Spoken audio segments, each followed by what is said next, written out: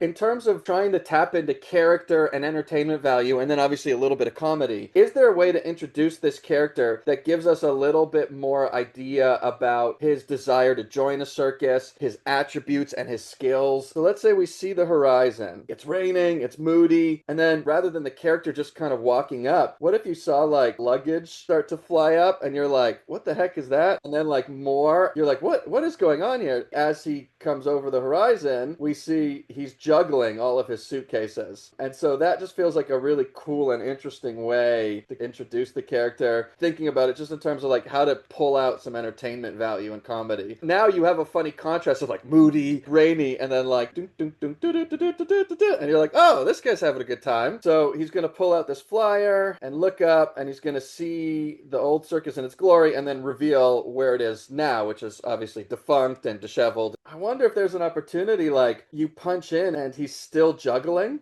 you know? So you get some fun movement like around his face. It could be really funny, like he starts juggling just with one hand, pulls up his other hand, reaches down into his pocket, and then pulls up the map here. Then when you pull down this and reveal that the circus is obviously not what it used to be, this would be a great shot now where the juggling, everything drops.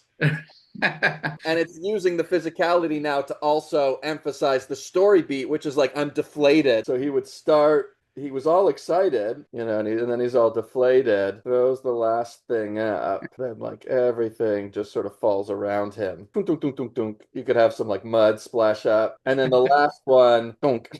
So I'm still using all the same real estate you have. I'm trying to maximize entertainment value, physicality. So it's like trying to lean into the character. What is the character? He's a circus guy. Well, yeah, use that. This is one of those areas where I'm talking about you have two panels and you really only need one, right? Like here, holds it up. This, I almost feel like he's doing something with it. It's animating rather than the idea. I would lose this drawing here. And so, okay, so he holds up the map. I wouldn't start like this. I would just start on the thing. Because again, I don't know what I'm looking at here. Is it this guy? Is it the words? The shot is basically going to be that to that, you know? And so that's just way cleaner to me. So I'm taking out half of your panels here. And this, in theory, will also save you time boarding in the future.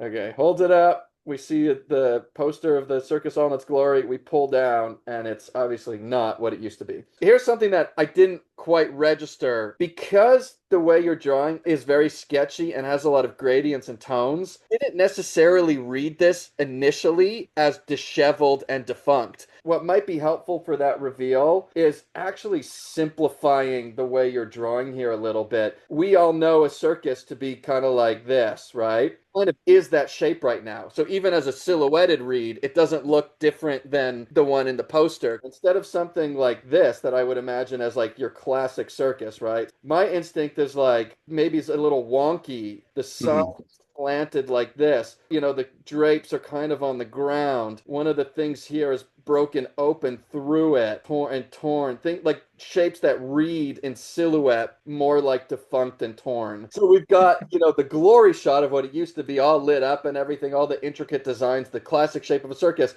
And then when he pulls it down, it's clearly not that. Versus this original drawing you have where it's hard for me to tell what's actually happening here because of all the extra detail and design. That's not really supporting the broader quick read of what you want, which is disheveled. Right. Here, to me, potentially too, is another opportunity where every beat is an opportunity for a joke. So here, you could go to like a three beat of like punching into some of the defunct stuff. So it could be like we go in and we see the sign that should say circus, and it's like, you know, all the things are broken, they don't line up perfectly. He sees that, and then, you know, one of the letters falls off, Right. so there's one little like funny-ish kind of, it's not hilarious, but just in terms of continuing the story beat, which is defunct, worn out circus. In that poster, there were like light bulbs or something, so maybe Right.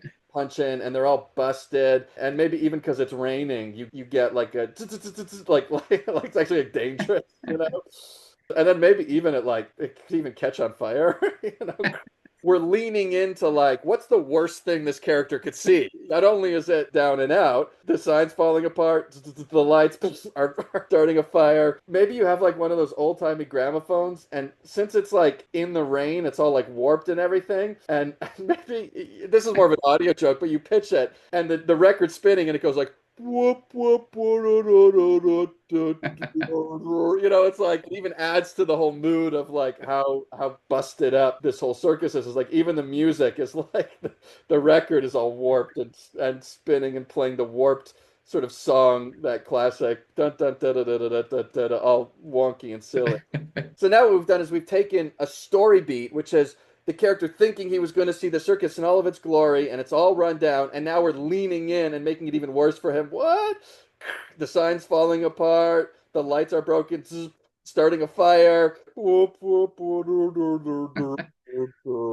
Now, by the time you go back to him, it's really testing his resolve. He's all wet, it's raining. This can't be true. So now we've maximized. We've taken one moment, like I said, any moment can be an opportunity for comedy. So we've taken a simple beat of your story and just opened it up to really layer in the story and the entertainment value. What's the next story beat? He saw it, it's run down, it's not what he thought. He picks himself up. So I feel like he's already moved on from seeing it run down, but now we're seeing it run down again. Right, yeah. So that feels like a double beat to me. Like I would just go more to this. Maybe I would lose that expression change and keep him in that mood. Because this shot to me still works of like Right. down and deflated. Maybe you cut to this shot and he's not in it, but then he walks forward into this shot. And that's kind of like a cool composition. He's trapped in the sort of run down ruins of what his dream was. If that one of those letters had fallen, like the I or something, right? Like maybe it's there. You could then have him pick it up, and it's sort of like a physical representation of he's like holding his broken dreams. He holds it up, and then you could punch into this, holding, this thing, and it's all busted and it's worn down, and he's still in that state that he was when he saw the place. He hasn't sort of picked himself up yet. Maybe we see all his stuff, all his luggage and stuff in the background that he had just sort of abandoned. From here, yeah, he looks over here and sees something, and then you can motivate us to him walking through the rest of it, but we're not changing his expression yet. When he sees the light on in the ringmaster's carriage or cart, maybe that's when he's like, perfect. Even though all this is terrible, someone's home. Great. Yeah. That to me is what would pull him out of it. I always try to keep things on axis that characters create for us. Yeah. I thought this was his POV, or he was going to come around this corner so that we realign with his face. But the camera kind of goes this way and picks him up, but he's going this way, and then we kind of keep going. It's complicated for something that I don't know is adding much. What you could do is cut here. He comes around the corner, or maybe he's still got that poster, or it's the broken piece of the sign or whatever. He comes towards us. And then you can adjust with him. We're putting him in the center, and now all this background is moving, but it's the character that's taking us through frame. You just kind of track him here. The camera kind of orbits around as he's going this way. See how that I feel more connected to the character now? So now, when he comes around the corner and he comes towards us, and that is going to start the camera to move, now the camera goes around him, and now he can recede, and he can start walking through here, and it'll feel more subjective because he led us into the position with the camera rather than us finding him. Here's an example where a little camera move can help. So he sees the manager's train car, and I like this composition because you've got him lower in the frame and you're putting the manager's door higher. So it's like, that's great because we're saying this is kind of what he wants to kind of get. Right. And then you have this shot, which is great because it continues that thinking. He's down below it and he's going to make his way up. So then when he steps up here, instead of cutting here, this shot isn't adding any information. This next shot can, but what could be cool is if you start this lower and come up with him as he comes up the stairs. What that little adjust is saying is he's going from the bottom, he's taken a step in his character arc, in his confidence. I would even cheat it where it's like he's a little tinier, he starts coming up, he's excited. But then as he comes up, the camera's going to do this with him. And now he's like right in frame. He's building the confidence. He's excited. And then he's going to knock. So here's what we've done now in 2 shots and using one subtle camera move. He's below. He's underneath the carriage. He walks up it. We cut, he's not even on frame, doop, doop, doop, comes up into frame, we adjust with him, and then comes forward. Within like 5 or 6 panels, we've taken him from like this defeated position compositionally on screen to the dominant, powerful face on screen. This to me is where the camera move is accentuating the beat versus using it just to use it or just using it to keep things alive. If the character has a drive and a purpose in a scene, that will keep it alive. Every opportunity can be milked, can be exaggerated, can be elevated. If we have this character who went on this whole big journey to go and find the circus and finally there, and he found the ringmaster's carriage and he's knocking on the door, the knock, nobody's there. I could imagine him going, like, jumping on the door handle and, like, trying to pull it up the hinge. No, this can't be happening. He literally, like, jumps onto it. You know, his feet are on the door or something. He's, like, trying to pull the door, like, totally off the hinge. He's trying to pull it off the hinges. You could do some jump cuts. Maybe he's like gnawing on it. This might not be your character, right? Like this might be too silly, too stupid. I'm just trying to showcase how far you can take things. He's chewing on the door handle. And then you could do one where there's like nothing there. And you hear like running. And he comes in with like kung fu, kind of like kick something. And just plants on the door. Doesn't work. And then this could lead you actually into your next story beat where he kind of like peels off and now he's like defeated. Now is that next character beat. He tried everything he could. This was his dream. So now it's like, again, rule of threes, right? 1, 2, 3, build up to the funniest if you want to do something like this. Now we know he tried everything he could. You could from here just go to, he's lying on the ground now, you know, looking up at the door. This is where he's defeated, you know, and it's raining still, you know. It'd be kind of cool if there is actually like, you stage it where like there's like the star on that door. Like it's like looking down on him like, you know, he couldn't reach it. That's a funny shot. I say funny, it's emotional, but it's funny because he got himself into this position. So you have him run over and you have a nice camera move here, led by the character, and we go down. So he catches him. But now you start moving it again. Just have them come up. You did the move. Got us to the new place perfectly. Now when it starts moving again, I'm looking at all this stuff rather than that. All this other lines that are moving. This action is perfect because it's led by him and down. He's helping this character. And now you want to feel him bringing the character up. But because you put the camera, like we just talked about, I feel the camera moving up, not the character and the poses moving up. The beat here now is he picks this guy up. And that camera move is not helping that, actually. It's stepping on it. Same kind of thing here, right? Like the camera's adjusting and pulling out and he's walking off. He turns us there and I would just stay here. And he goes, because it's really about this character now, right? It's doing more than you need. You have it. This is such a funny gag here, but the silhouette of the tiny umbrella is lost. And again, the camera's moving at the same time. So it's hard to see. I think if you just have a locked camera there, and it's also a fun way to meet a character, like bringing them into frame. If we start and he's up here, got this thing, and he's coming down the stairs. Who's knocking it out here? And then he could kind of come forward to give us space for that gag. It's all raining here, right? Bing! The umbrella pops up, and it literally just does this. You know? He's still all getting rained on. And then I would close his mouth also. Anytime a character's talking or something, our eyes will get drawn to that. So it's like trying to sleep here. Boing. You could do another gag now if there's like a mouse or something that comes out of like the bottom and he's dragging a big thing and you're like, what is that?